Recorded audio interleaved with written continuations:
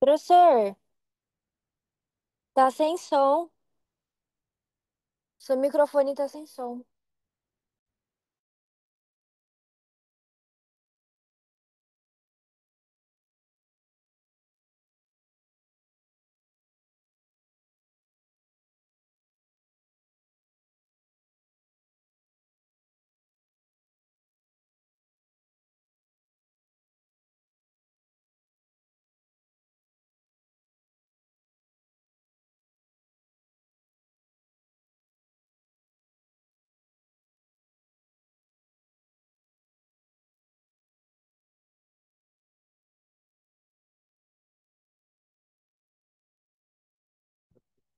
Estão ouvindo?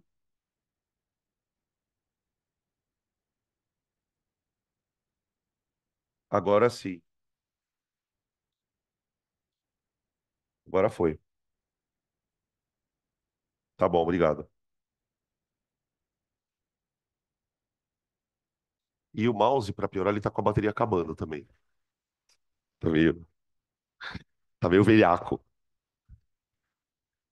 Agora foi, né? Ô, gente, perdão, tá? Quando for assim, vocês abrem o microfone. Quanto que dá essa conta aqui? 42 por 60 dá 0,7. Então, assim, gente, até aqui, ok, né? Alternativa um é verdadeira. Deixa eu só colocar aqui, número um verdade. Então, ó, só para o pessoal de casa, tá, gente? Vocês desculpem, eu vou dar uma repetida no que eu acabei de fazer, porque os caras estavam assistindo cinema mudo, né? É. Então, na afirmativa um, para o pessoal de casa, essa, tá? Ele afirma que o vinagre, ele fala que a concentração do vinagre é 4,2 massa volume por cento. E aí, o que que eu fiz? Eu transformei essa informação nisso aqui, ó.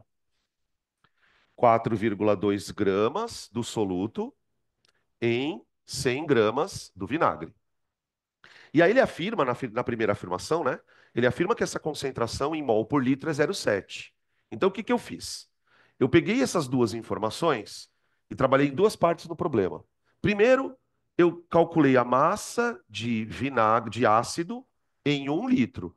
Então, essa primeira regra de três aqui, ó, foi para descobrir que em 1 litro eu tenho 42 gramas. Aí, a segunda regra de três eu fiz aqui, ó, tá? Transformando esses 42 gramas em mols. Peguei a massa molar aqui, tá? E aí deu 0,7. Beleza? Não sei se ficou claro aí para vocês. Aí na afirmativa 2 aí é que vai entrar o negócio da titulação, eu acho. Ele fala assim: ao titular 20 ml desse vinagre com hidróxido de sódio 1 molar, foram gastos 50 ml da base. Então ele está falando o seguinte, na frase 2: se eu pegar 20 ml de vinagre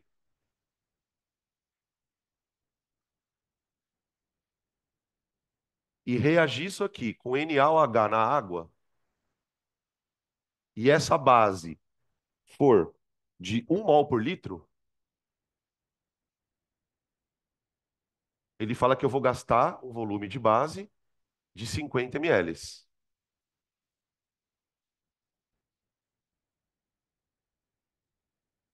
Deu para entender o lance?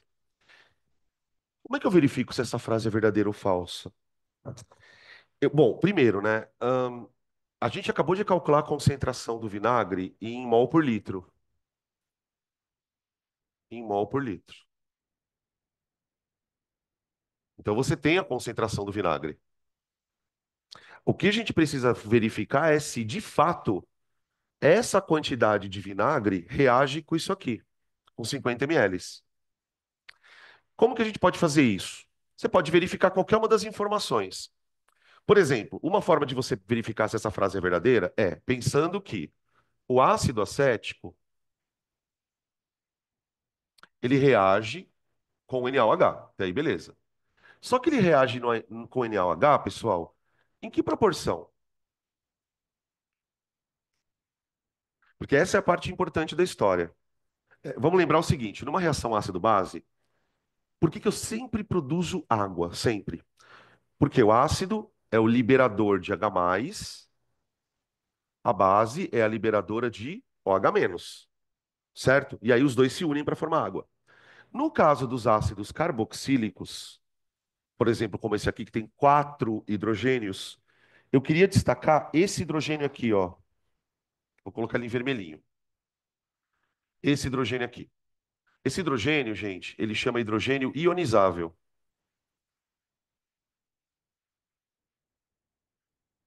Justamente por quê? Porque é justamente esse hidrogênio que, quando você põe o ácido na água, ele libera na forma de H+.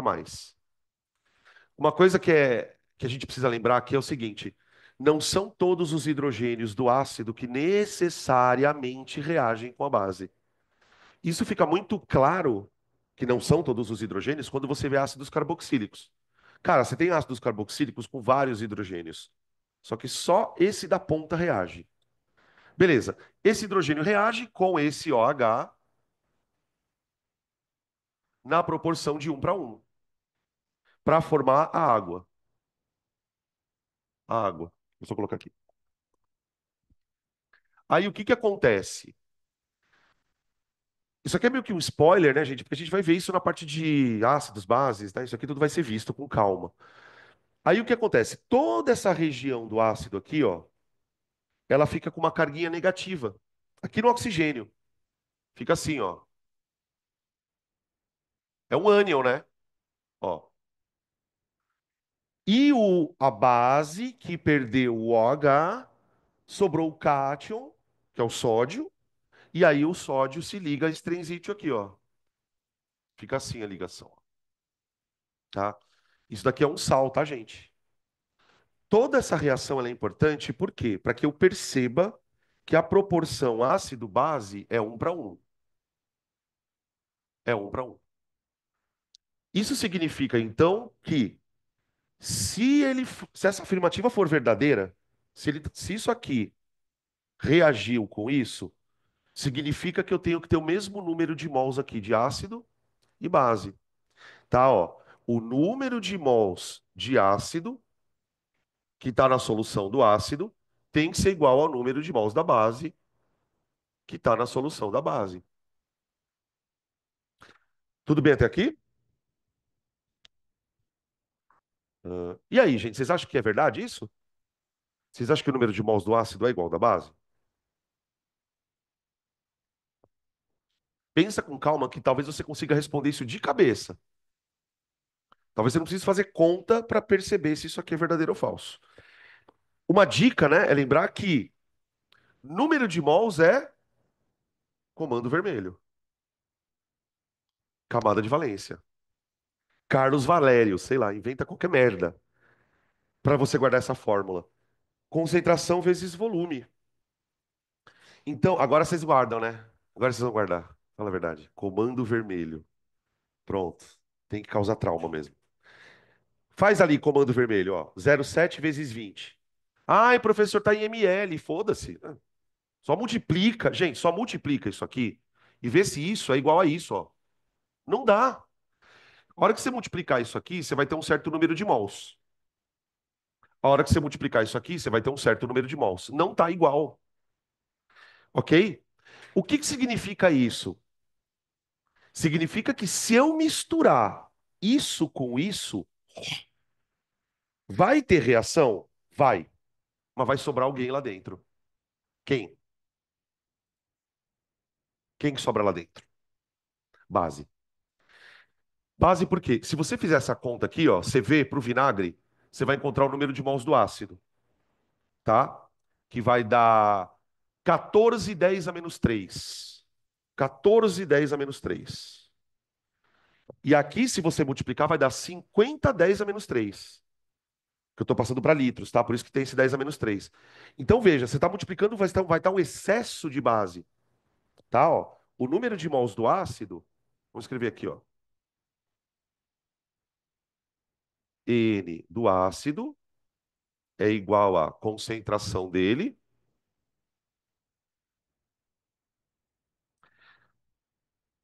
oh meu Deus, vezes 20 10 a menos 3, que vai dar 14 10 a menos 3 mol. Número de mols da base, igual 1 vezes 50 10 a menos 3. Dá 50 10 a menos 3 mol. Tudo bem, ó? Eu fiz a conta passo a passo aqui, gente, para que vocês percebam por que que a alternativa 2 está falsa, tá? Quando ele fala que reage isso com isso, ele está dizendo, está reagindo na proporção estequiométrica? Não, não está reagindo na proporção estequiométrica. Eu precisaria de menos base, né? Eu precisaria de menos base, tá bom? Então a frase 2 é falsa. Ô, gente, antes da gente passar para o outro exercício, deixa eu ver, não tem, só tem o e 2, né? Então a um ficou verdadeira, e a 2 falsa. Eu queria propor um exercício extra aqui, um item 3 que eu acho que é interessante.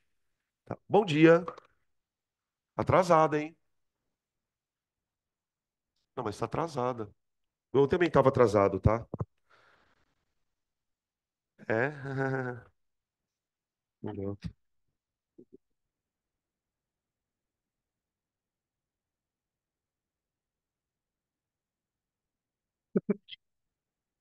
Calma, velho, senta aí, calma.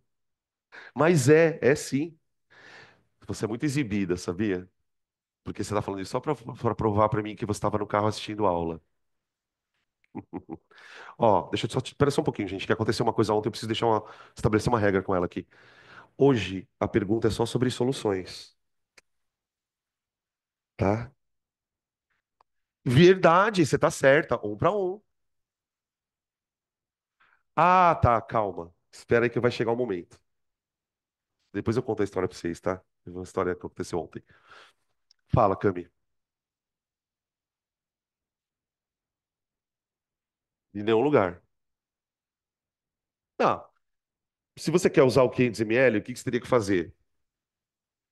É que não vai mudar muito. 4,2 em 100 ml. 500 ml X. Vai dar 21, acho. Pega esse 21, passa para mol, divide pelo volume, que é o meio litro, e aí você vai chegar na concentração. Mas não muda muito, entendeu? É que ficou esse dos C500 parece que ficou perdido, né? De fato. Mas eu vou contar um segredo para você, tá? Eu não ia falar, mas já que você percebeu, é que eu tirei um item dessa questão que não tinha nada a ver com a questão. E nesse item eu precisava usar o 500, tá? Só para não te deixar muito desolada, tá? Ó, eu queria propor o item 3, que é o seguinte. O item 3 é o seguinte: calcular a concentração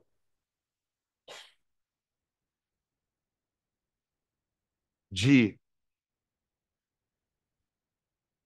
NaOH na solução resultante. Vamos ver se a gente consegue fazer juntos. Na verdade, então, só para contextualizar, tá? Esse item 3 ele é meio que uma sequência do item 2. No item 2 o que que ele fez? Ele misturou 50 ml de base com 20 ml de vinagre. Aí, quando a gente fez a conta, a gente percebeu que tem mais base do que ácido. Então, significa que caso a gente misture de fato essas soluções, o final da história todo vai ter mais base lá dentro. E eu queria calcular a concentração dessa base. Tudo bem? Em mol por litro, tá?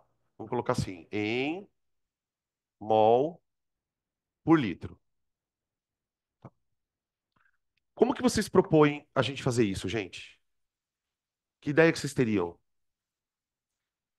A primeira coisa que a gente precisaria pensar aqui seria descobrir quanto sobrou de base, os mols que estão sobrando. E depois eu vejo isso para 1 litro. Então, ó, como o ácido e a base reagem na proporção de 1 para 1, quer dizer que eles têm que estar na mesma quantidade em mols. Porém, eu tenho bastante ácido, bastante base, perdão. Então, você concorda que para reagir com 14,10 a menos 3 de ácido, eu precisaria de 14,10 a menos 3 da base, 1 para 1. Então, a quantidade de excesso de base, N de base em excesso, ele vai ser quanto? Ele vai ser 50 a 10 a menos 3 menos o que foi consumido pelo ácido, tá? Isto menos isto. Isto vai dar 36, 10 a menos 3 mols. Isso é o excesso, tá? Aí, isso aqui está dentro de quantos ml agora? Que não se esqueçam que a gente misturou duas coisas. Eu, para chegar nessa reação, eu misturei 20 com 50. Então, tudo isso aqui estão dissolvidos em 70 ml, que seria já o produto da mistura, né? Já misturou as duas. Então, eu quero saber em mol por litro. Então, eu faço a regra de 3, eu faria assim, ó. 36, 10 a menos 3 mols de base estão em 70 mililitros, tá bom? Isso está em 70 ml. Quantos estão em 1.000 ml? Tá? Então, o N vai dar 70, 10 a menos 3. Aqui, gente, eu fiz uma besteira. Não precisa colocar o 10 a menos 3, tá? Eu que coloquei errado. É 70 ml e aqui ml, tá?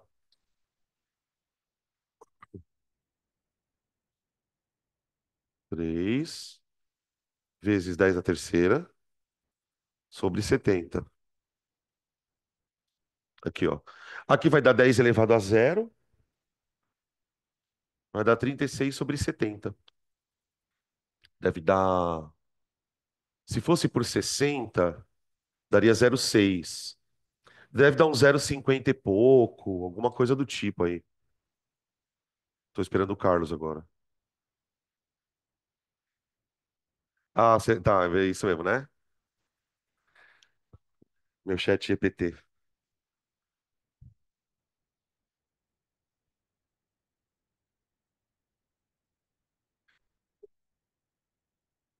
Beleza, gente? Aí, a gente podia ir um pouquinho mais aprofundado. Eu só vou te citar porque a gente não falou sobre isso ainda. Ele poderia ter perguntado, porque isso acontece em exercícios. Ele te dá toda essa proposta. Ele fala: Ó, vou misturar 50 ml de base com tananã de vinagre, tananã. Calcule o pH da solução resultante. Eu misturei os dois, deu excesso de base, eu calculei a concentração de base. O que que eu faço agora para tirar o pH? Menos o log disso aqui. né? Lembra, na verdade, se eu tirar menos o log disso, de 0,58, eu vou achar tecnicamente o pOH, que é o potencial de hidroxilas da solução. Aí lembra que pH mais pOH, hã? Entenderam? Aí achando o pOH, eu acho o pH, tá? Aí já seria um exercício mais difícil um pouquinho, tá? Outra coisa que ele poderia perguntar ainda: qual a concentração do sal lá dentro? Vamos calcular a concentração do sal? Então vamos fazer o item 4 aqui, extra. Vocês viram que eu não quero sair da questão, né? Vamos aprofundar esse negócio até onde não der mais. Agora, a questão extra número 4 é: qual a concentração salina de sal lá dentro? Também em mol por litro, tá? Deixa eu voltar para cá que as anotações estão aqui. Depois a gente vai para lá fazer conta. Gente, o que que eu preciso pegar daqui para descobrir a concentração de sal? Primeiro, quanto reagiu. Quanto reagiu. Para descobrir quanto reagiu e quanto produziu, eu vou ter que voltar na nossa querida reação. Ó, a reação está dizendo assim: quando eu usar 1 mol de ácido com 1 mol de base, eu vou produzir 1 mol de sal. Beleza? Tá, mas na verdade, quantos mols de ácido a gente usou? A gente usou 14,10 a menos 3. 14,10 a menos 3. Isso aqui reagiu. Com 14,10 a menos 3, que reagiu. Esse aqui era o nosso reagente em excesso. Vocês estão percebendo que isso aqui é um problema de estequiometria, só que dentro de uma solução? É a mesma coisa que a gente fez antes, só que com essa história de volume. Então, se eu estou reagindo 14,10 a menos 3 com 14,10 a menos 3, eu vou ter 14,10 a menos 3 do sal. E esse 14,10 a menos 3 do sal, ele está dissolvido em quantos ml? 70, que são aqueles mesmos 50 e os 20. Então, ó, na concentração do sal, eu vou escrever assim, ó. O número de mols do sal é 14,10 a menos 3 mol. O volume da solução é 70 ml. Eu quero saber quanto é por litro. Eu quero saber quanto é por litro. Então, tasca é uma regra de 3. 3 mols estão em 70 ml. Aqui, pessoal, eu passei para litro, porque eu quero que a concentração já saia em litro mesmo, né? Quantos mols eu vou ter em 1 litro? Corta os 10 a menos 3, fica 14 por 70, né? Que dá 1/5, dá 0,2.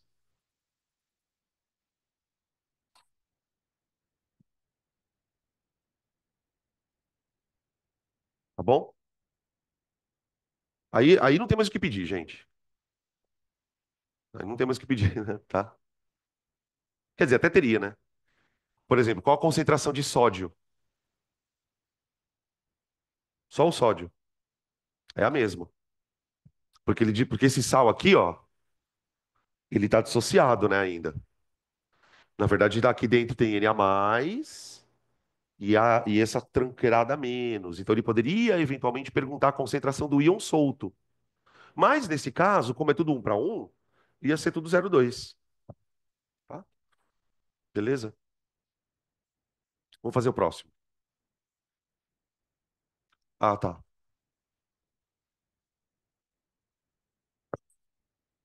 Esperar um pouquinho.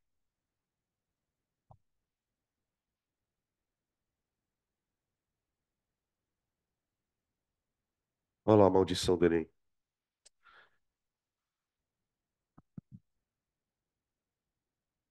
Da graviola.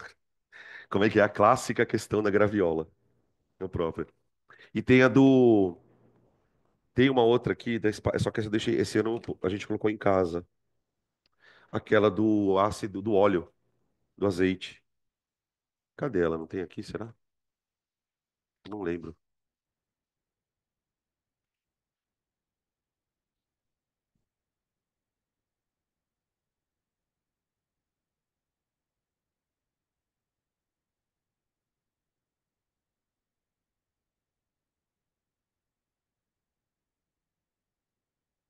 Teve uma época que o Enem desandou a cobrar titulação.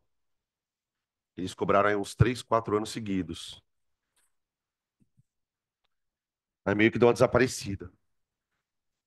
É, a Unesp também gosta. Essa aqui é a questão 5, né? Tá. Essa aqui é uma questão bem padrãozão Enem mesmo, tá? Tem umas 3 ou 4 dessas espalhadas pela história dele. Ele fala assim, ó. Um dos parâmetros do controle de qualidade das polpas de frutas destinadas ao consumo para bebida é a acidez total, expressa em ácido cítrico, que corresponde à massa dessa substância em 100 gramas de frutas. Então, eles vão medir o nível da acidez pela concentração de um ácido chamado cítrico, e essa concentração, ela tem que estar em gramas por 100 gramas de fruta.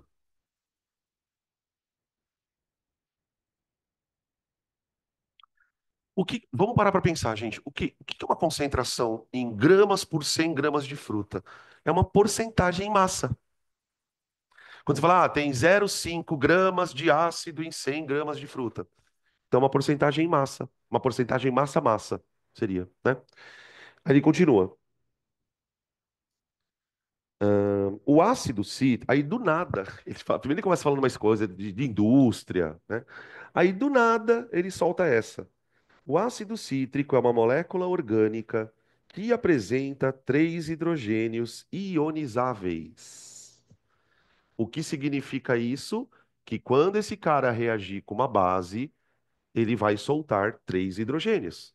Então, tipo assim, nesse caso, ele optou por não mostrar a fórmula do ácido cítrico, mas deixar claro para o aluno que, ó, você tem que soltar três Hs.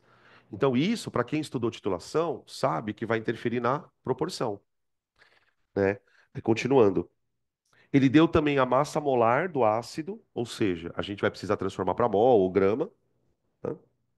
E aí ele fala aqui embaixo, o quadro indica o valor mínimo dessa substância nas polpas de frutas comerciais. Tá bom. Aí deu a tabela. Aí ele fala assim: a acidez total de ácido cítrico numa amostra de polpa de fruta foi determinada. No procedimento, adicionou-se água destilada a 2,2 gramas de amostra e, após a solubilização do ácido cítrico, o sólido remanescente foi filtrado. Então, pera um pouquinho aqui. Ele pegou a fruta,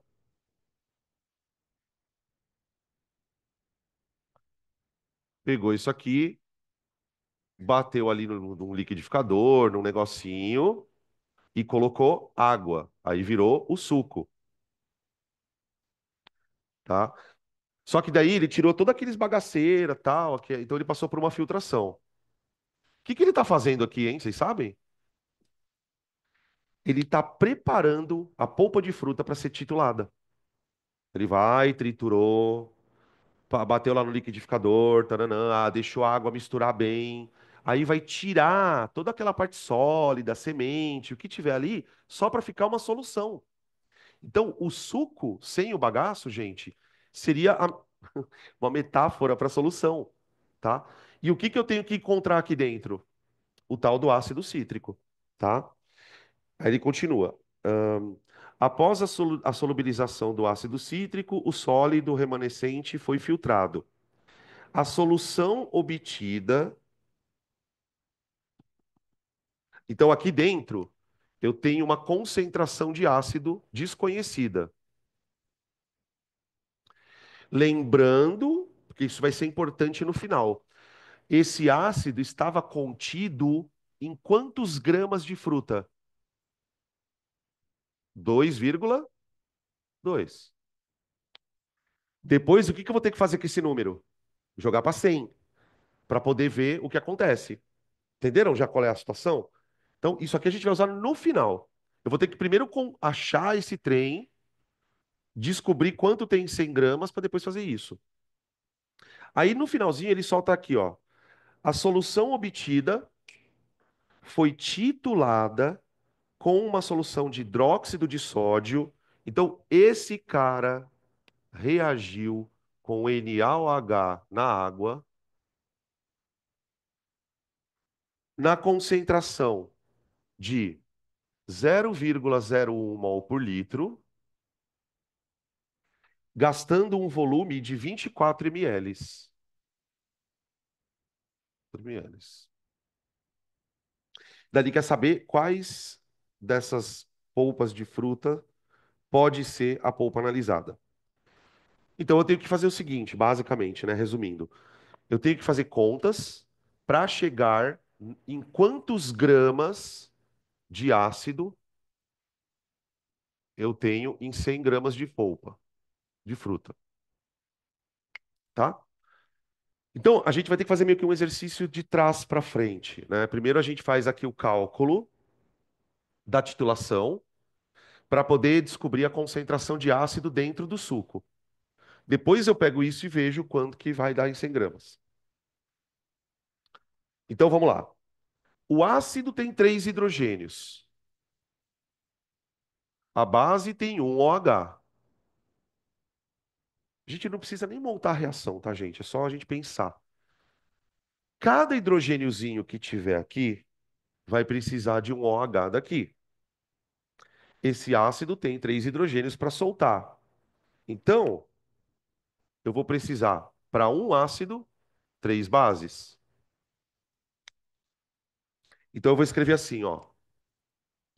1 mol de ácido reage com 3 mols de base.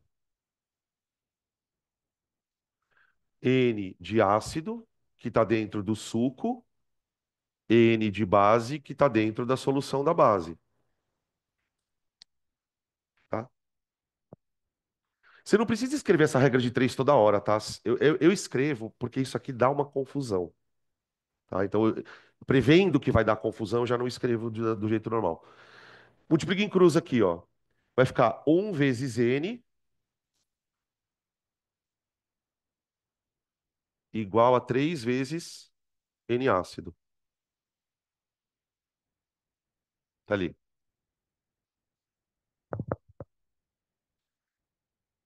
E agora, gente?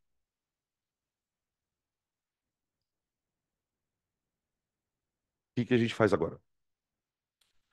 Eu preciso descobrir o N do ácido, né?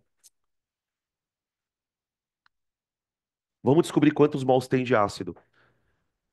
Ah, professor, a quantidade de ácido é a da base dividido por 3, não é, ó?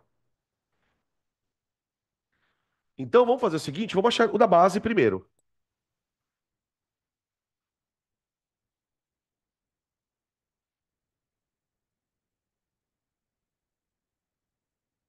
N da base. N da base é CV. CV, gostei. Não pode mais tirar foto assim agora, né? E nem assim. É verdade, não é verdade? Pode. Parou essa história, né? Agora deu uma acalmada, né, na rede social.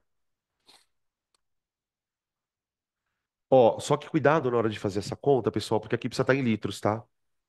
Então vamos lá. N da base vai dar. Concentração da base é 10 a menos 2 vezes o volume da base, que é 24, 10 elevado a menos 3. Concentração, 10 a menos 2 e 24, 10 a menos 3. Então, o N da base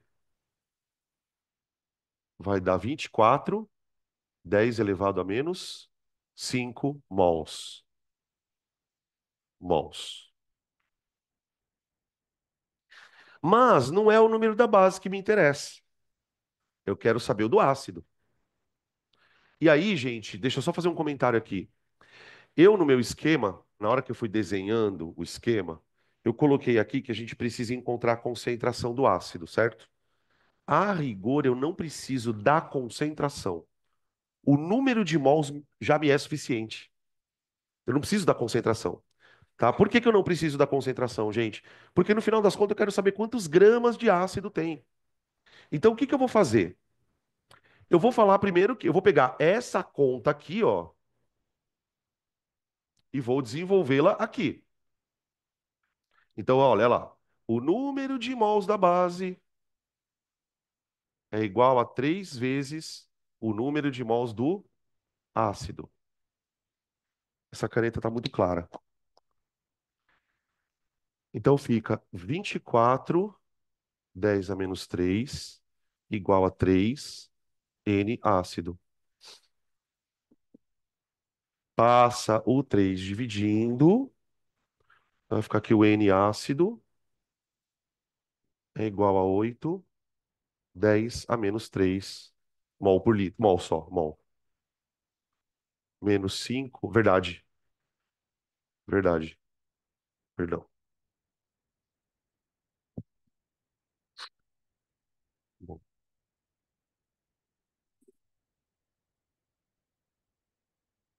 E agora? Ó, o que que a gente achou então?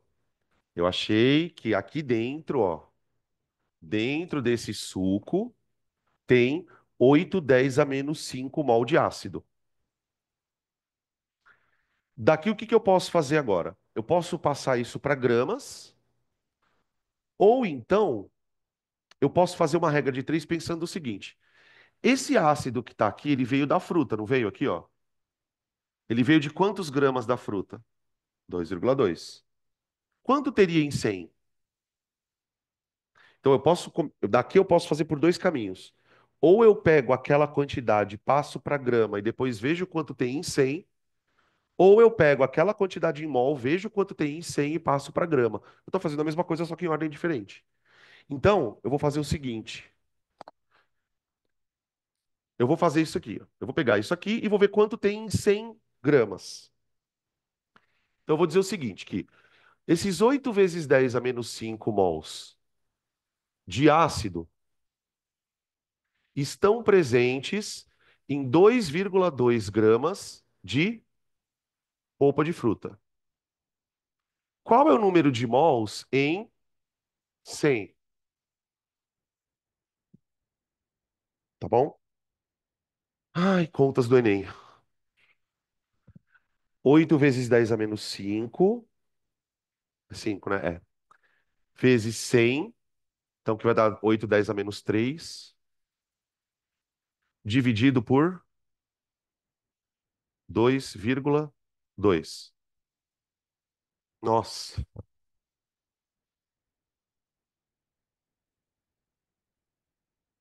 3,9. Será que é isso? Deixa eu esperar o chat GPT fazer a conta.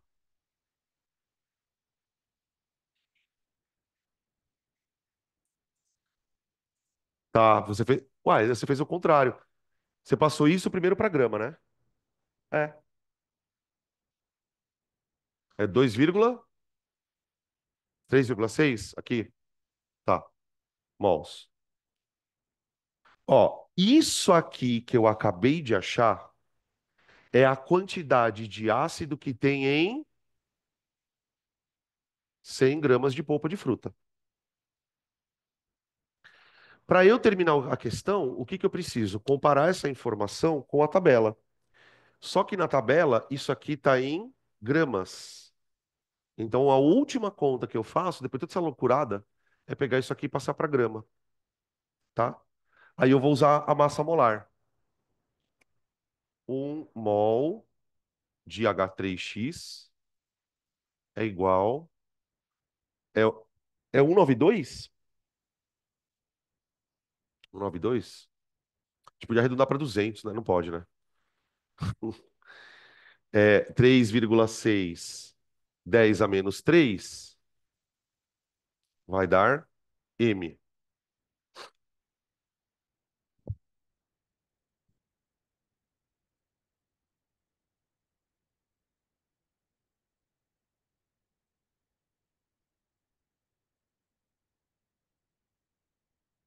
691 dividido por 1.000. É isso. 0,6912. Meu Deus. O seu deu isso, Carlos?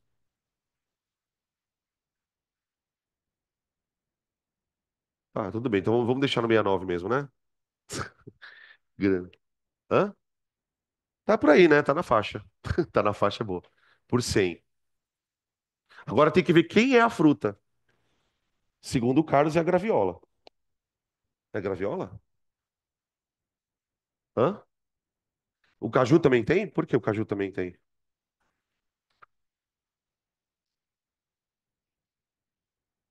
Por que que eu fechei minha apostila, gente? É, eu sei, viu? 85. Aqui. Ah, é porque ele fala que é o mínimo, né? A tabela tá dando teor mínimo. Então, o caju tem no mínimo 0,3. A nossa polpa de fruta tem mais do que o caju, então pode ser o caju. Não pode ser a acerola, porque a acerola tem mínimo 0,8. A graviola, sim, que o mínimo é 0,6. A gente achou quase 0,7. Então é ou a graviola ou o caju, tá bom? Eu acho que esse exercício é um dos mais difíceis que a gente faz de titulação mesmo, tá? Oi. A proporção são três ácidos, são três hidrogênios aqui. Cada hidrogênio vai precisar se juntar com um OH. Só que a base não tem três OHs. Então, se a base não tem três OHs na fórmula, como é que eu arrumo três OHs? Eu vou usar três bases, que ela vai soltar, cada base vai soltar um OH. E um ácido que solta os três hidrogênios. Então, a proporção ela é feita de tal maneira que o número de hidrogênios tem que ser igual ao número de OHs. Entendeu?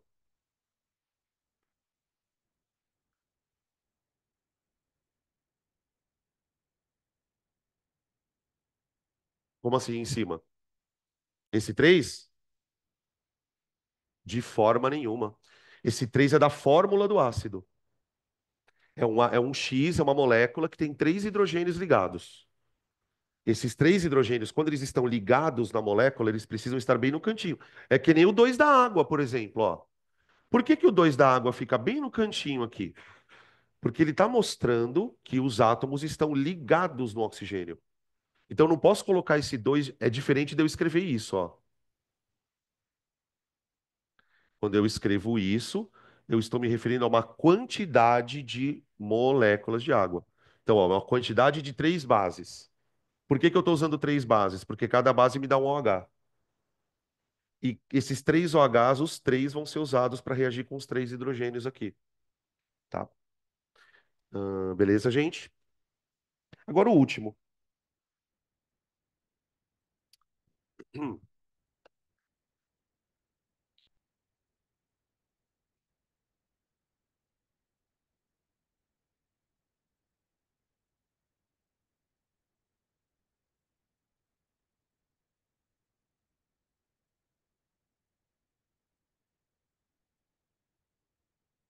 Questão número 7. Chama-se titulação a operação de laboratório realizada com a finalidade de determinar a concentração de uma substância por meio do uso de uma solução de concentração conhecida. É aquilo que a gente estava discutindo no comecinho lá da teoria. Para isso, adiciona-se a solução padrão, gota a gota, a uma solução problema, contendo uma substância a ser analisada até o término da reação, evidenciada com a presença de indicadores.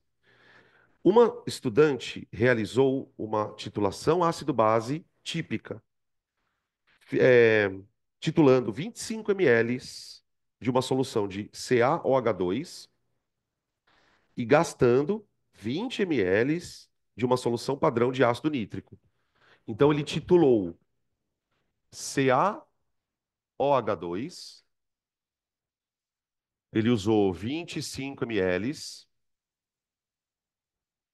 dessa base com 20 ml de ácido nítrico. Só que o ácido nítrico, ele sabe a concentração. Cadê? 0,10. 0,10 mol por litro.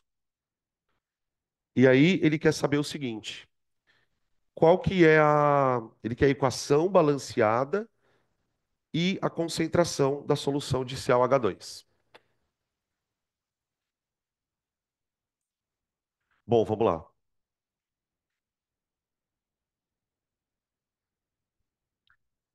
Hum.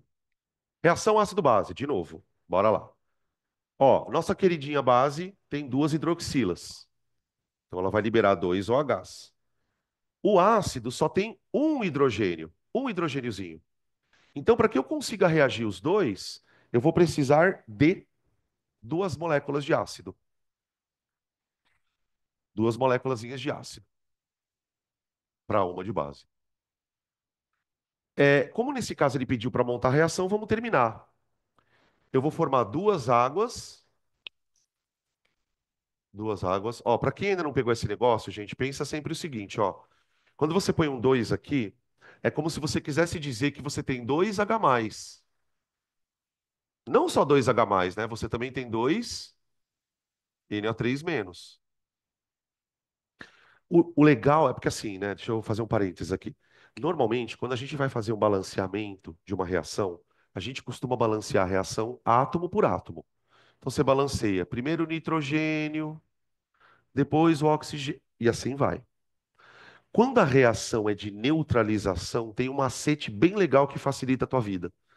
Ao invés de você tentar balancear átomo, balanceia íon. Íon. Então, por exemplo, você sabe que aqui você tem um cátion, que é o cálcio, e o ânion, que é o OH. Aqui você tem o H+, que é o cátion, e o nitrato, que é o ânion. Então, o que que eu fiz primeiro?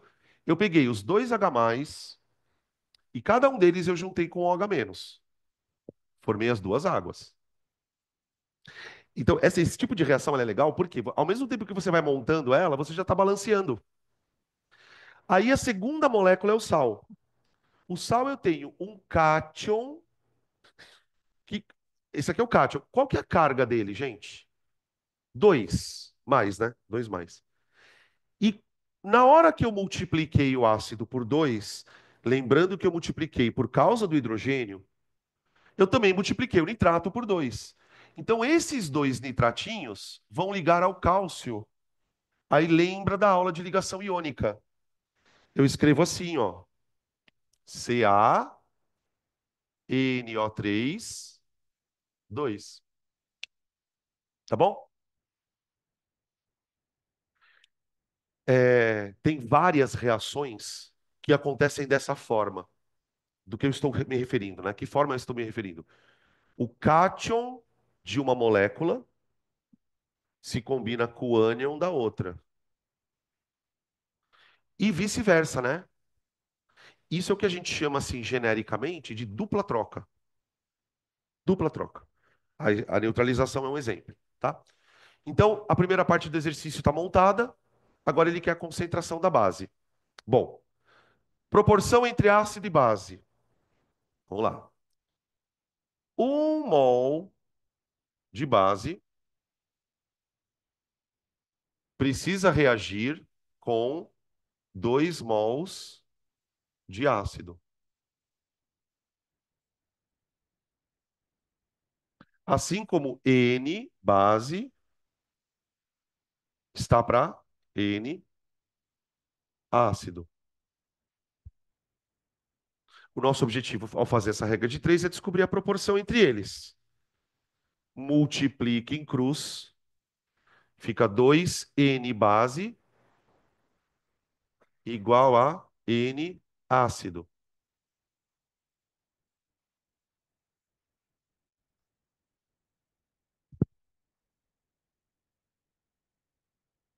O que que nós estamos querendo mesmo? A concentração da base. Número de mols é CV. CV, CV. Aqui, ó. CV é 2CV igual a CV para o ácido. Só vou abrir a fórmula, porque nesse caso vale a pena de abrir a fórmula, justamente porque eu consigo já sair direto na concentração, tá? Bararam, vamos lá. Duas vezes concentração da base, vezes. Quando você tem volume dos dois lados, pessoal, pode deixar em ml, tá? Essa concentração aqui, 10 a menos um vezes o volume do ácido, que é 20. Ficou assim, ó.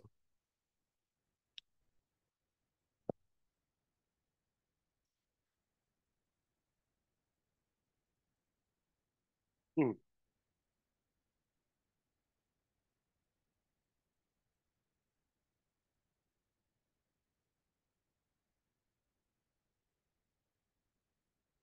Vai ficar. Nossa, que conta estranha. Vai ficar 1/25, né? Porque se cancela aqui, ó. Nossa, tô gritando. Ó, 20 vezes 10 a menos um vale 2. Cancela com 2 daqui, ficou isso mesmo. Ficou CV, concentração da base, perdão, é 1/25.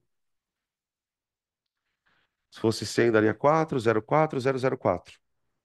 Então vai dar 0,04 mols por litro. O de vocês deu isso também, gente? Não? Aí.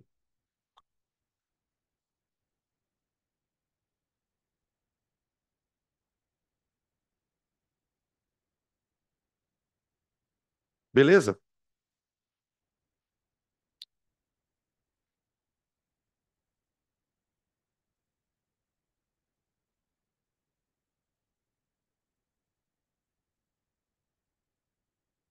Então vamos lá.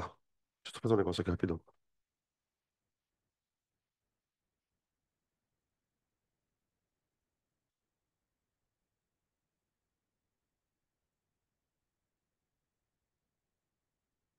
Ui.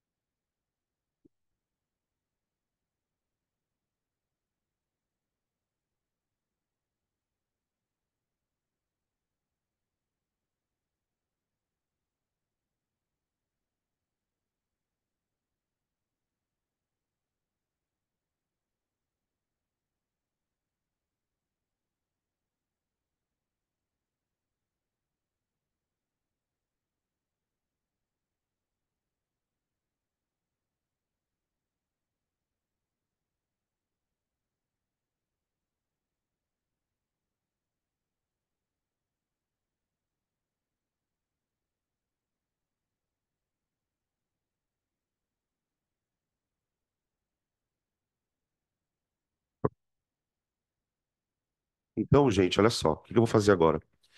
A gente vai começar a parte final de soluções, que é a parte de propriedades coligativas. Tá bom? Eu não vou trabalhar nessa parte nenhuma equação matemática. Eu vou trabalhar só a teoria desse assunto, porque é pura perda de tempo a gente ficar falando de equação química de cálculo de ponto de ebulição. Eu vou citar as equações, mas a gente não vai trabalhar com elas. Propriedades coligativas de soluções.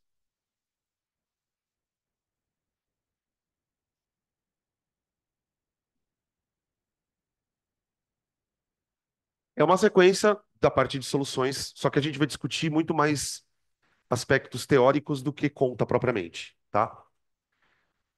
O que que essas propriedades, na verdade, têm a ver com a com o termo solução? Vamos pensar primeiro no seguinte, né? Vamos bater um papo antes da gente começar a escrever coisas aqui. Para você preparar uma solução, você precisa de um soluto e um solvente. Muito bem. Vamos imaginar que você vai preparar uma solução onde o teu solvente seja água. Então pensa assim, a água, no seu estado puro, tem algumas propriedades físico-químicas. Ponto de fusão, ponto de ebulição, densidade, são exemplos de algumas propriedades. Só que, uma vez que você mistura uma substância junto com a água, essas propriedades se alteram. Porque agora você não tem mais uma substância, agora você tem uma mistura. Então, o que eu estou querendo dizer aqui é que o ponto de ebulição da água com sal é diferente do ponto de ebulição da água pura. A densidade da água com sal é diferente da densidade da água pura, certo? O nosso objetivo aqui não é falar o óbvio, porque isso a gente já sabe. Tá, você misturar, ó, muda a propriedade. O nosso objetivo aqui é, primeiro, mapear o que acontece na propriedade e tentar explicar o porquê. Senão não tem muito sentido, tá? E aí a gente entra, então, dentro desse contexto, na expressão propriedade coligativa. Propriedade coligativa é uma propriedade, então é uma característica que mantém partículas coligadas entre si. O termo coligar significa se associar. Então, se a gente olhar para esse termo, né, propriedade coligativa, e tentar analisar ele bem aprofundadamente, a gente vai entender que propriedade coligativa é o nome chique para falar de força intermolecular. Toda vez que você coloca dentro de um líquido, de um solvente, né, uma outra substância, essa outra substância, gente, ela vai interagir com o solvente. Do mesmo jeito que o solvente interage com o solvente, o soluto também interage com o soluto. Então, a gente pode começar escrevendo uma coisa do tipo assim, ó.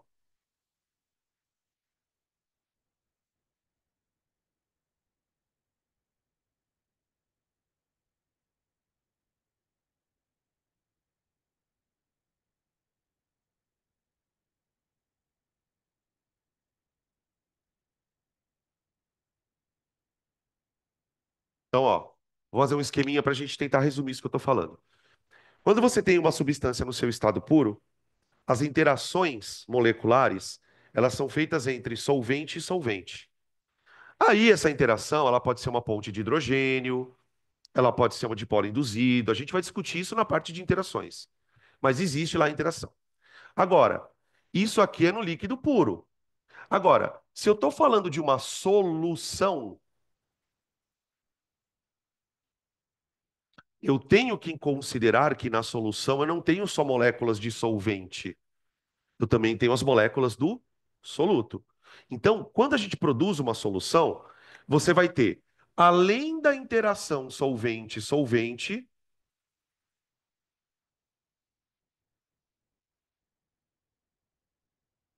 tudo bem?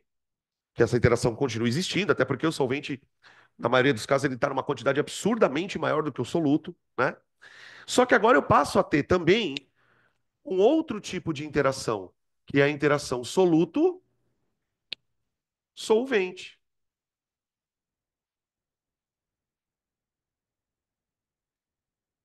Ou seja, pessoal, a presença do solvente, do soluto lá dentro, ela vai oferecer para aquele sistema um acréscimo de interações moleculares. Então, aqui você tem um acréscimo de interações moleculares.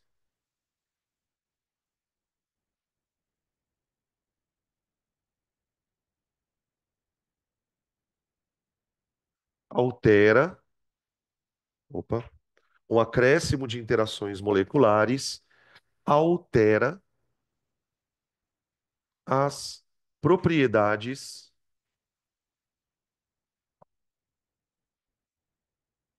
físico-químicas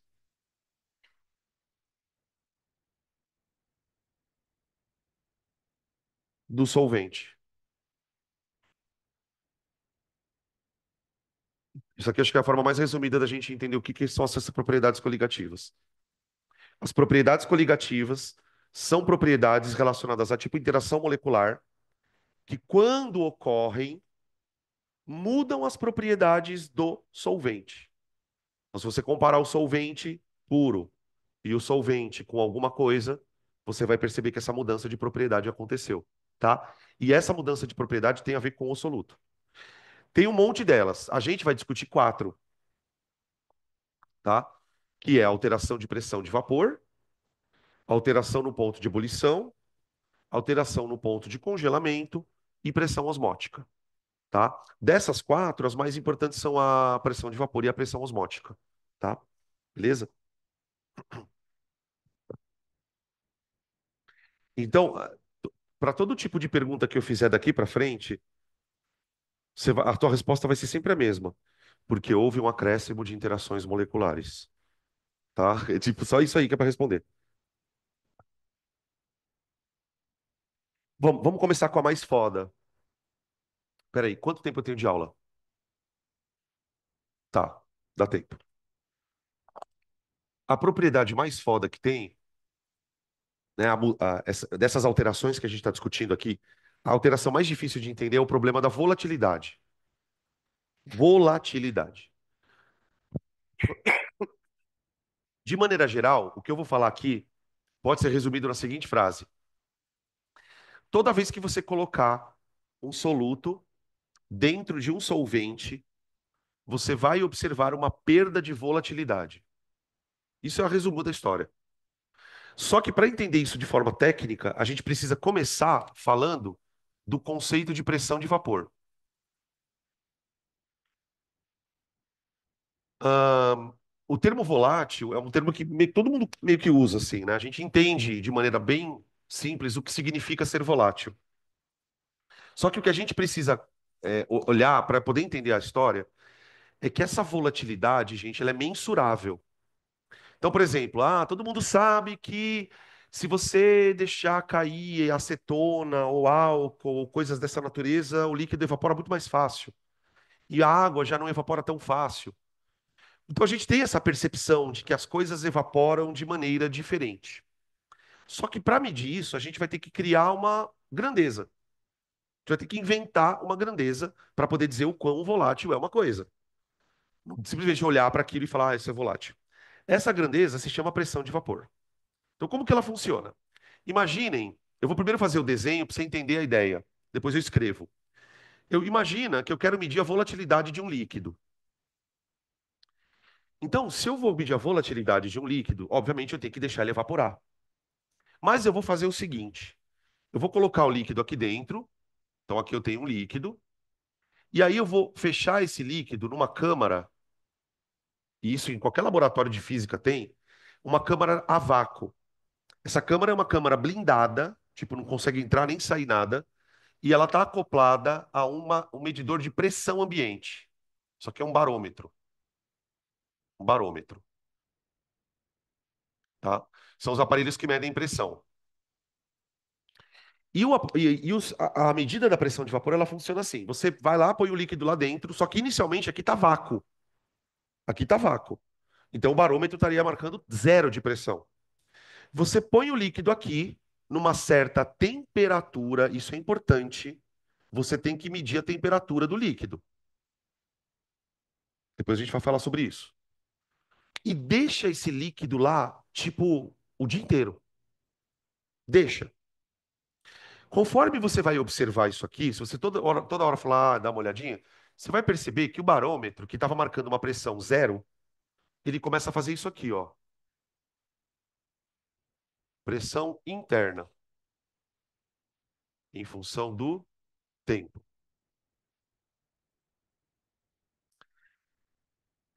Pressão interna em função do tempo.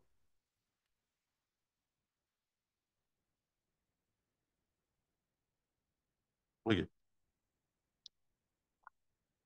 O barômetro vai marcando uma pressãozinha, cada vez maior, cada vez maior, cada vez maior. No final do dia, ele para de marcar a pressão, está lá uma pressão constante. O que aconteceu aqui dentro?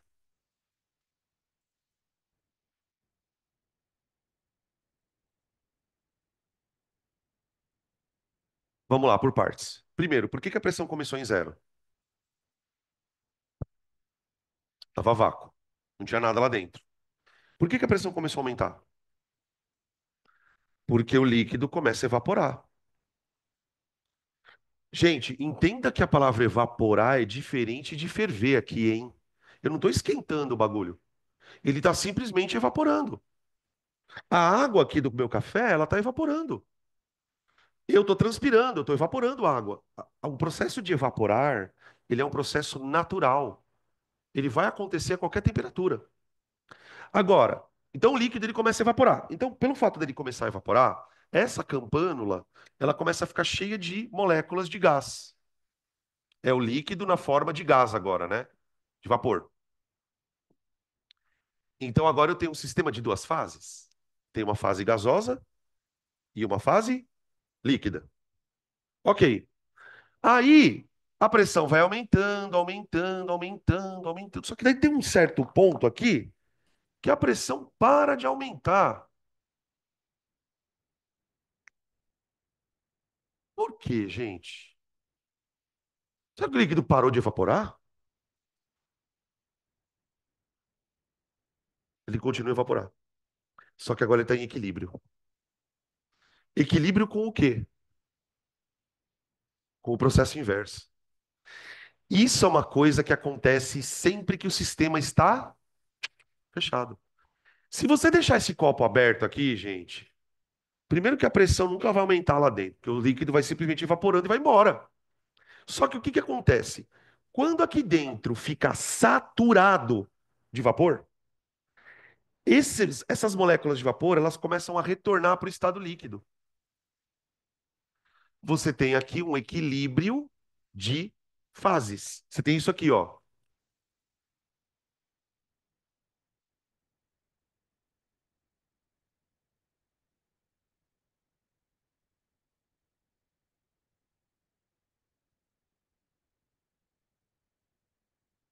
Ó, gente, deixa eu só resumir aqui. O que eu estou propondo que aconteça aqui é o seguinte: o líquido, quando esse sistema atinge com essa condição aqui, ó, onde a pressão para de aumentar, é porque as reações estão acontecendo ao mesmo tempo, com a mesma velocidade. Então você tem, isso aqui é a velocidade, tá? V1, V2. Então você tem aqui o que eu chamo de sistema em equilíbrio de fases. Tudo bem? Qual que é a treta? A partir deste momento, se você deixar esse sistema aqui para o resto da vida e não mexer na temperatura, essa pressão continua assim para sempre. Essa pressão se chama pressão de vapor. Fala. Não, tudo bem? Essa pressão aqui, gente, ela é chamada de pressão máxima de vapor.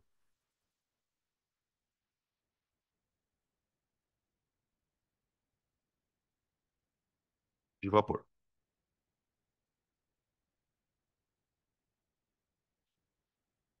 Então, a definição técnica de pressão de vapor seria é a pressão máxima que um vapor atinge quando ele está em equilíbrio com o seu respectivo líquido.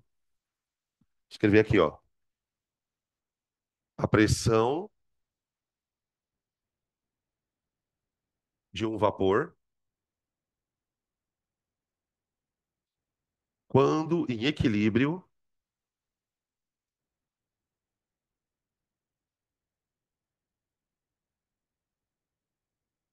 com o seu líquido, com o seu respectivo,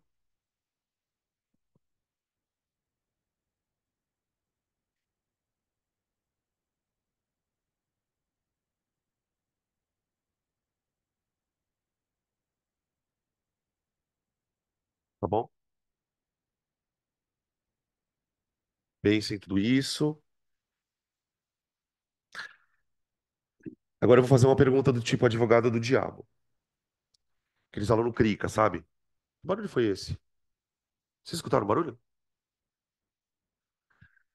Ahn, Ah, é. Mas escuta, isso daí o que que tem a ver com volatilidade?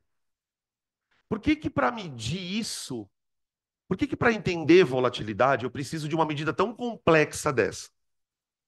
Outra coisa, né? Mas na natureza as coisas não ficam fechadas.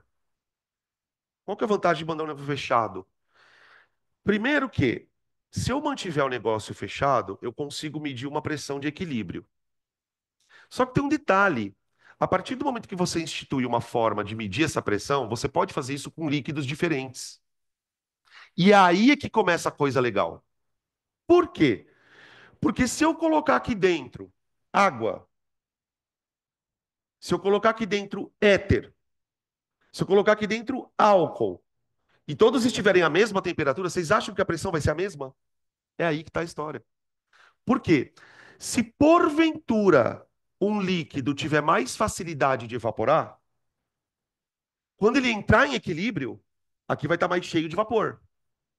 Então a pressão vai ser mais alta. Essa pressão, ela vira uma marca, uma impressão digital do líquido. Você quer medir a pressão de vapor da água? Põe ela aqui, escolhe uma temperatura e mede. Aí tira a água, põe álcool, mede. E assim vai. Então, a medida de pressões de vapor é um parâmetro de comparação de como o líquido evapora. Vocês entendem isso? Então, tem duas coisas importantes sobre esta pressão. Ela depende, a pressão de vapor, ela depende da temperatura do líquido,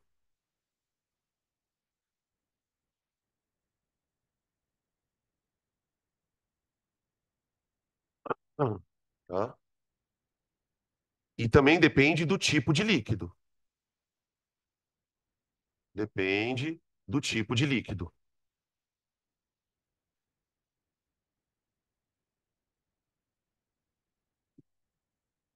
Bom, vamos refletir um pouco sobre essas duas questões, tá? A questão da dependência da temperatura e do líquido, do tipo de líquido. Então, primeiro, vamos colocar aqui pressão de vapor e temperatura.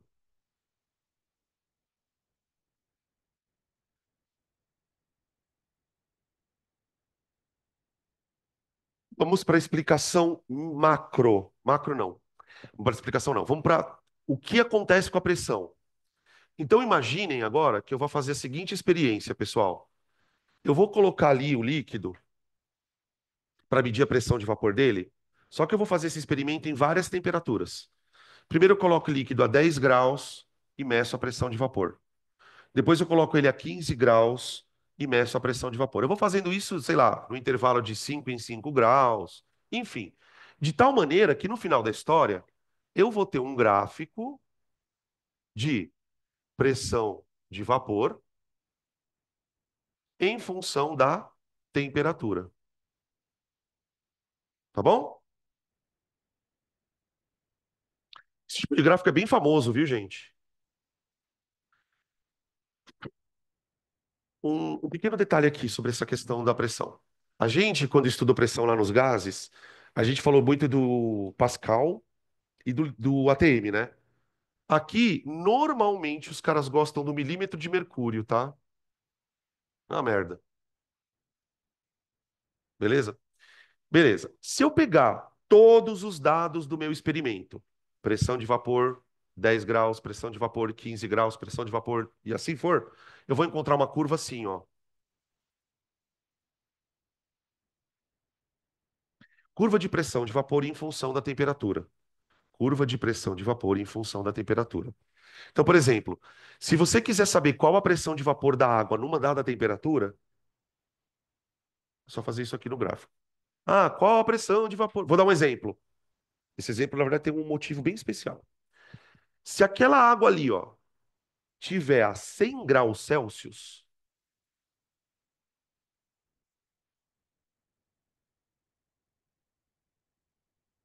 a pressão do vapor dela lá dentro vai estar 760 milímetros de mercúrio.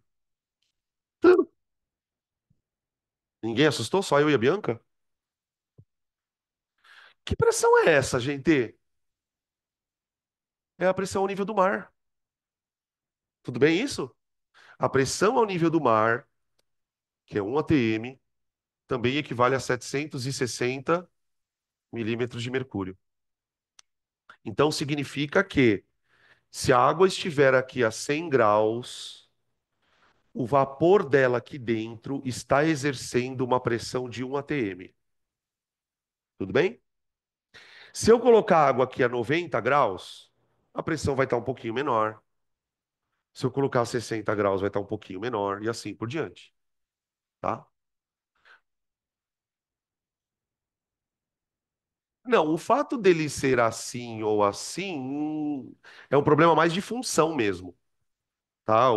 O gráfico ele é crescente, e aí a gente pode fazer uma outra pergunta que eu acho que é mais ou menos na linha do que você está querendo saber. Por que que o gráfico é crescente? Isso é uma pergunta boa de se fazer. Primeiro, isso acontece com qualquer líquido? Tipo, qualquer líquido que você esquenta vai fazer isso aqui? Sim.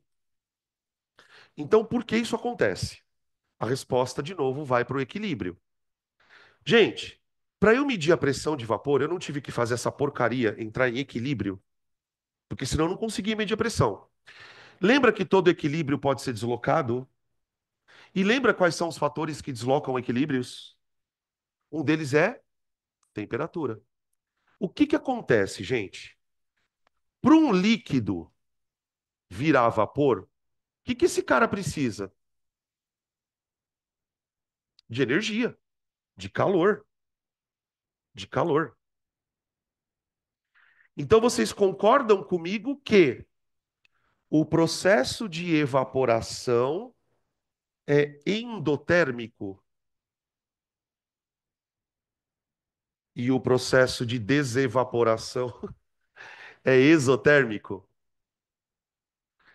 O que que acontece com esse equilíbrio quando eu dou calor para ele? Desloca para a direita. Quando ele desloca para a direita, o que acontece com a concentração de vapor? Aumenta. PV igual a nRT. Se aumentou o número de mols de vapor, aumenta a pressão. Sacaram? Porque, ó, aqui dentro tem um gás, gente. Supõe para mim que esse gás é ideal, vai. Como é que você calcula a pressão disso? PV igual a nRT. Se você aumentar a temperatura, PV igual a nRT. Mano, se você aumentar a temperatura dessa birosca, além de você estar aumentando a temperatura, você vai aumentar o número de mols de gás, porque vai deslocar o equilíbrio para a direita. Então a pressão VUP. Sacaram a ideia? E a mesma coisa acontece quando eu resfrio. Por exemplo, se você já viu alguma desses tipos de dispositivo assim, por exemplo, uma bandeja, uma tampa de vidro, quando ela esfria, você não começa a ver umas gotículas de água aqui, ó? Ou, ficou embaçado. O embaçar são gotículas de água. De onde que essas gotas de água vêm, gente? Do vapor. Se você tá, por exemplo, a 90 graus, então tá cheio de vapor aqui. Se você começa a baixar a temperatura, esse vapor começa a virar líquido. Só que como tem tanto vapor aqui em cima, as moléculas que estão aqui encostadas no vidro, a hora que o vidro esfria, ela pluf, vira líquido em cima do vidro.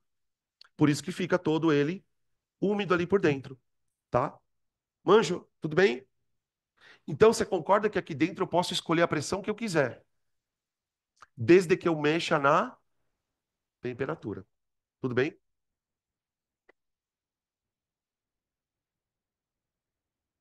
Tudo bem. Todo equilíbrio pode ser atingido a qualquer temperatura. Acontece que na panela de pressão eu consigo fazer aquilo ali e ainda ter água a 150 graus. Porque qual que é o problema, né? E isso a gente vai discutir daqui a pouco, porque é uma coisa vai puxando a outra. Se eu começar a esquentar demais isso aqui, vai começar a torar de vapor aqui. Só que conforme começa a torar de vapor aqui, a água começa a ter mais dificuldade para subir. Então vai aumentando a pressão de vapor e ao mesmo tempo vai aumentando o ponto de ebulição da água. Então você consegue ter ali dentro situações onde você tem água tipo a 140 graus, mas ela está líquida ainda, porque ela está coexistindo com o vapor. Agora, no caso da panela de pressão, isso aqui não está completamente fechado, tem uma válvula. O que que é uma válvula, gente? Isso é uma pergunta boa. O que que é uma válvula? Por exemplo, no coração a gente tem válvulas. Válvula tricúspide, válvula mitral e os caralho. Para que serve uma válvula? Para impedir o refluxo do sangue. A válvula é um negócio assim, ó. Então, quando o coração bate, imagina o sangue subindo. A válvula faz assim, ó. Só que quando o sangue vai voltar, ela fecha. Plá. E o próprio peso do sangue não deixa ela abrir. Então, válvula, nesse caso, por que que eu estou falando isso? Porque a válvula permite o gás sair, mas não permite nada entrar. Então, tecnicamente, o meu sistema está quase fechado ainda. Então, o que começa a acontecer? Como tem a válvula de segurança na panela, para não explodir, o vapor vai saindo. Se o vapor vai saindo, você vai deslocando esse equilíbrio, chega uma hora que o líquido seca. Seca. Então imagina, por exemplo, cara, você botou lá feijão para ferver na panela. Aí você largou o feijão lá, só que você pôs pouca água. Chega uma hora que pode acabar a água e o feijão continua ali dentro, torrando. Aí ele começa, aí perde toda a água, acabou, tá? Agora, vamos imaginar uma situação em que você não tenha uma válvula aqui. E vamos imaginar que essa porra seja indestrutível. O que que vai acontecer aqui? Vai chegar uma hora que a pressão vai estar tão alta, que o líquido não consegue mais ferver. Então você estabelece um equilíbrio numa certa temperatura, tá?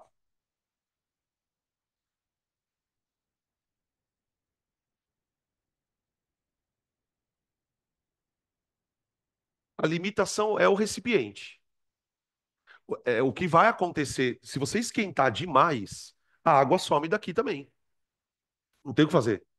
Porque, por exemplo, para você ter um equilíbrio líquido-vapor, você tem uma condição de pressão e temperatura específica. Se você começar a aumentar a temperatura demais, pode ser que esse líquido simplesmente acabe, aí você tenha só um vapor confinado aqui, ficando cada vez mais quente. A hora que acabar o líquido, e você, se você continuar aumentando a temperatura, você vai ter um vapor aqui cada vez mais quente. Tá? Por isso que a gente fala tanto que para uma reação estar em equilíbrio, é preciso que não exista nenhum estímulo externo. Então, o que que a gente chama de estímulo externo? Não pode ter nada vazando, não pode ter temperatura mudando. Então, é nesse sentido, tá? É, Tá, então pressão de vapor com temperatura a gente já entendeu. Esse gráfico ele vale para todos os líquidos, tá? Só que agora eu queria fazer uma comparação entre esses gráficos para líquidos diferentes. Vamos lá. Pressão de vapor e natureza de forças intermoleculares. Eu já vou direto no ponto importante. De forças intermoleculares.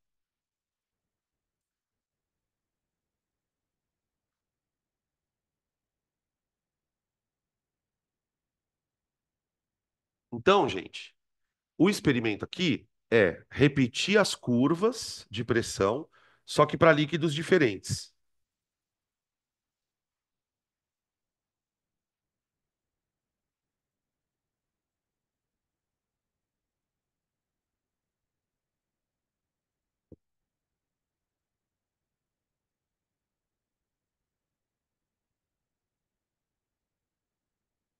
Aqui, ó. Aqui eu tenho um gráfico simulando o comportamento da pressão de vapor, tá, gente? De duas substâncias diferentes. Então, substância A foi colocada lá na campânula e a gente foi fazendo a curva de pressão de vapor na temperatura. Substância B, a mesma coisa, coloquei na campânula, tal. Aí eu quero comparar agora o perfil dessas substâncias, né? Como, o que está acontecendo aqui? Se eu quero comparar as substâncias, o que que eu tenho que fazer?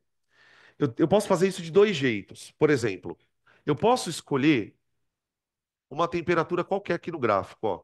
Vou chamar de T. O que que eu observo quando eu pego essa mesma temperatura e projeto no eixo Y para as duas curvas? Vou escrever aqui, ó. Em temperatura T. Se eu pegar esse ponto aqui, ó, pessoal, e projetar ele no eixo Y, o que que eu vou encontrar? Eu vou encontrar a pressão de vapor do líquido A nessa temperatura, ó. Pressão de vapor do líquido A numa certa temperatura. Aí eu vou pegar na mesma temperatura e vou e vou observar no gráfico a pressão de vapor do B. A pressão de vapor do B.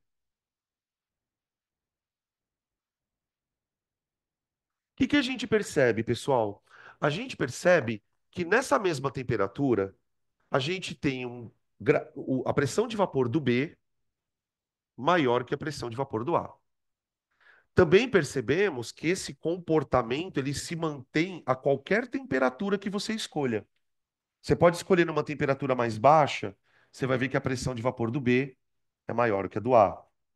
Você quer escolher uma temperatura mais alta, a do B é maior que a do A.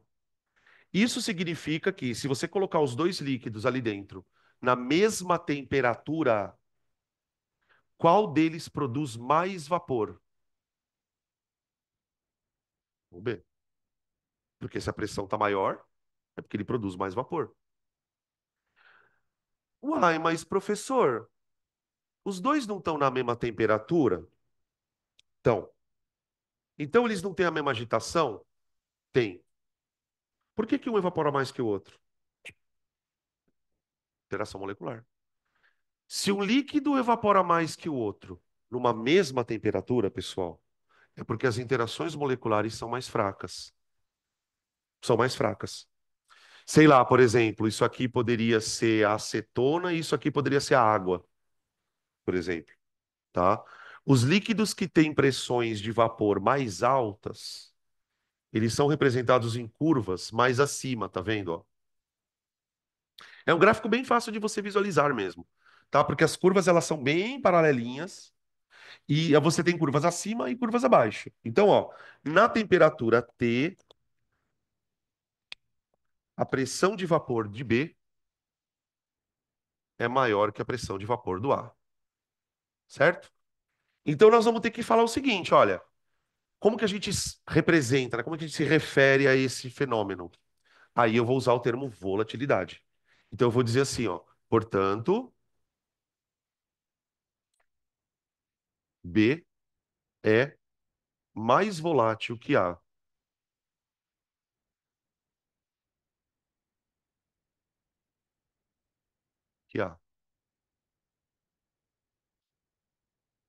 Tudo bem? Então, na verdade, pessoal, a palavra volátil, ela é uma palavra relativa. Entende o que eu quero dizer? Quando você fala que fulano é volátil, isso é uma frase meio solta, porque todo líquido é volátil. Todo líquido tem um grau de volatilidade. É que a gente, por força do hábito, quando vai dizer que um líquido é volátil, a gente está querendo dizer o que especificamente? Que ele é bem volátil.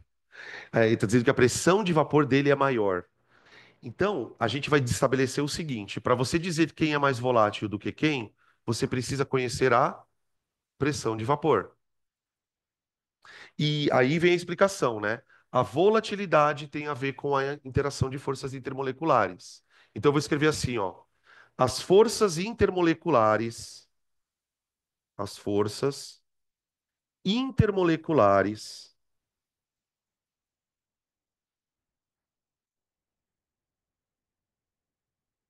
em B, em B, são de menor intensidade quando comparadas com A. São de menor intensidade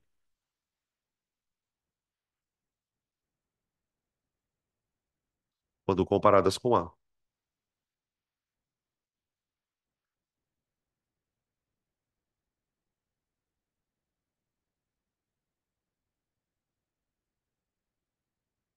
Aí,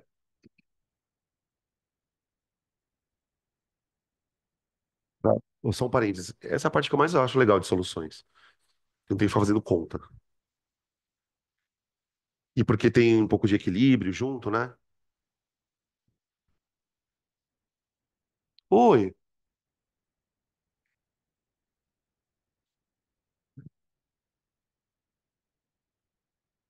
Na verdade, ser volátil é ter pressão de vapor alta. Isso é ser volátil. Ser volátil é ter pressão de vapor alta. Aí, quando o líquido tem pressão de vapor alta, isso significa que ele tem forças intermoleculares mais baixas. Eu tô forçando você, deixa eu explicar o que eu tô fazendo. Tô forçando você a sair daquele nível superficial, que é o ser volátil é porque evapora mais. Isso aí tudo bem. Mas vamos entrar um pouquinho melhor nessa história. Por que, o que que é evaporar mais? É, quando você compara os dois na mesma temperatura, você percebe quem evaporou mais pela pressão. E aí vamos mais fundo um pouquinho. Por que que esse cara tem mais pressão que esse? Porque as moléculas conseguem escapar do estado líquido para o gasoso com mais facilidade. Mesmo estando na mesma temperatura, tem um líquido que consegue fazer mais vapor. E isso acontece por causa das interações moleculares, tá? Do que eu estou falando aqui? Forças intermoleculares mais fracas geram líquidos que evaporam mais. Então, por exemplo, né, substâncias que são apolares, gasolina é um exemplo. Por que que a gasolina, você chega perto de um posto de gasolina, você sente aquele cheiro característico? Primeiro, porque a gasolina tem cheiro. Segundo, porque ela é volátil. Então, quando você chega perto de um ambiente onde tem combustível, aquilo que você está respirando é o vapor do combustível que escapou para o ar. Justamente porque, como a gasolina é feita de moléculas de hidrocarboneto, as interações moleculares são meio fracas. Então, o líquido tem mais facilidade para evaporar. Entendeu? Cami.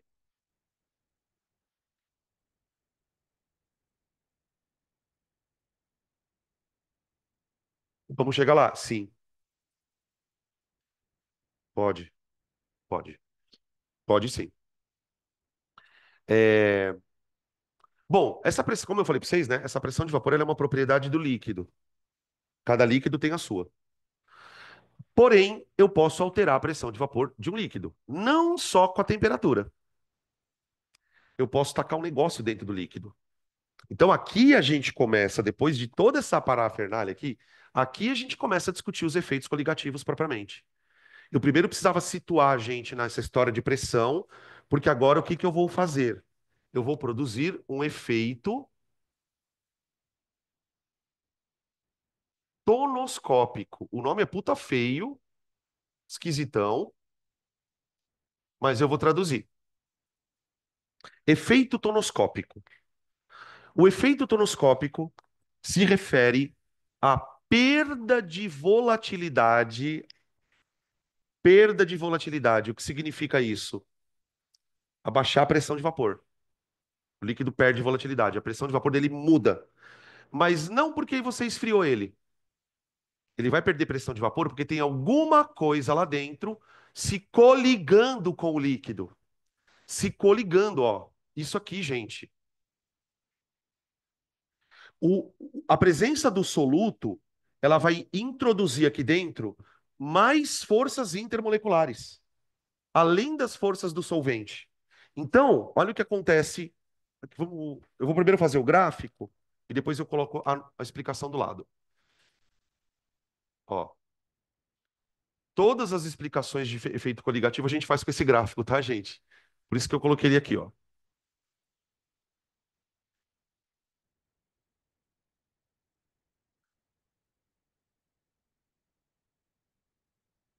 Não ficou muito próximo aqui, peraí.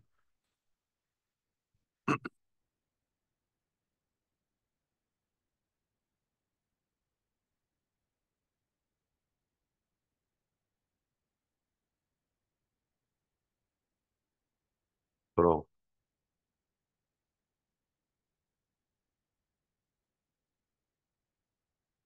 Olha só. Olha para essas duas curvas. Se essas duas curvas fossem líquidos diferentes, eu diria que o B é mais volátil e o A é menos volátil. Isso faz sentido para todo mundo aqui? Mais volátil, só que não são mesmo, não são líquidos diferentes, são o mesmo líquido. Só que um tá puro e o outro não tá. Então aqui, por exemplo, a gente poderia imaginar o seguinte: o líquido A é puro, o B é a nossa querida solução. Então, tipo, você pode pensar no que você quiser, ó. Água e água com açúcar. Água e uma solução aquosa de NaOH. Água e uma solução aquosa de HCl. Qualquer situação análoga a isso aqui.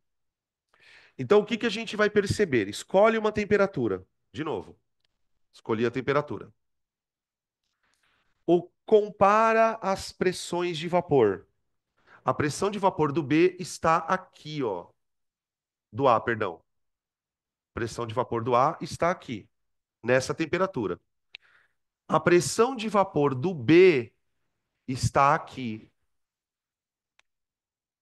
Agora, considerando que o A é o B, na verdade, quer dizer, é o mesmo líquido, só que com alguma coisa dissolvida, então eu posso dizer que a presença do soluto, olha aqui, ó, fez a pressão de vapor cair. Caiu a pressão de vapor. Essa queda aqui, ó, ela é chamada de delta PV. Delta PV, no gráfico, tá? Peraí, deixa eu só.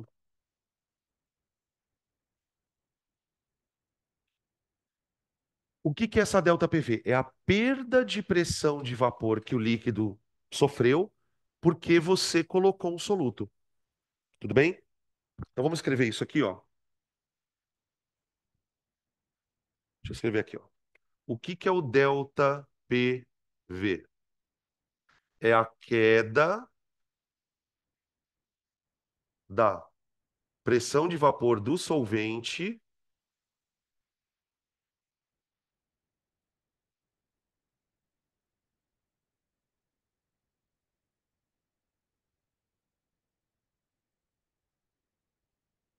devido ao acréscimo do soluto. Devido ao acréscimo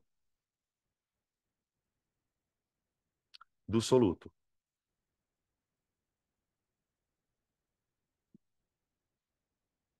Tá bom? Então, assim, né?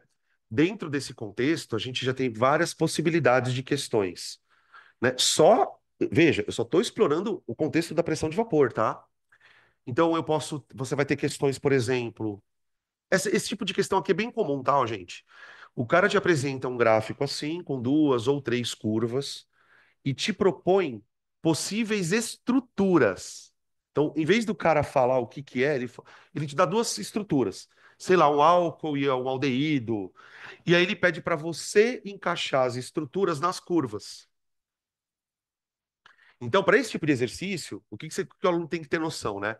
Primeiro tem que ter o conhecimento do gráfico, óbvio, e também tem que saber identificar que tipo de força intermolecular cada substância tem. Tá? Isso a gente vai fazer também num outro momento, tá? Outra coisa que pode acontecer, aí já entrando aqui, né? Então, o efeito tonoscópico se refere à queda de pressão de vapor. Tem uma parte matemática que analisa quantitativamente isso aqui. O que que eu quero dizer com isso? Eu consigo calcular quanto ocorre na perda da pressão de vapor. Só que, como eu disse para vocês, essa parte para nós não é tão importante. Mas o que é importante entender é o seguinte: essa queda, ela depende do quê? Por exemplo, essa queda ela pode ser pequenininha, ela pode ser uma queda de pressão de vapor maior, ela pode ser maior. E do que depende? Da concentração da solução. Esse delta PV, pessoal, eu vou escrever uma frase aqui, ó. Ele é diretamente proporcional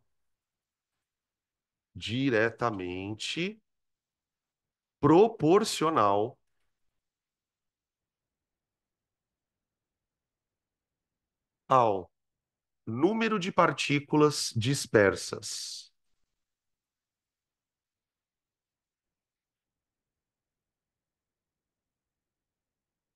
Dispersas.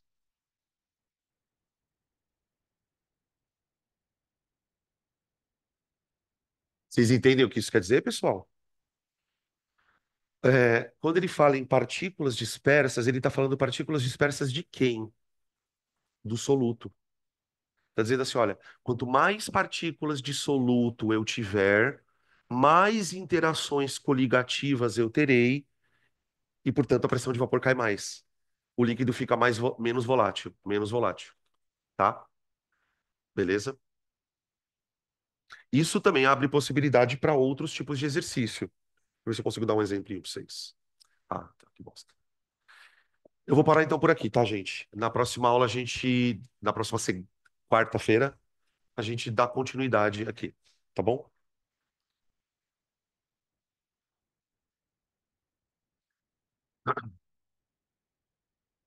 Oi.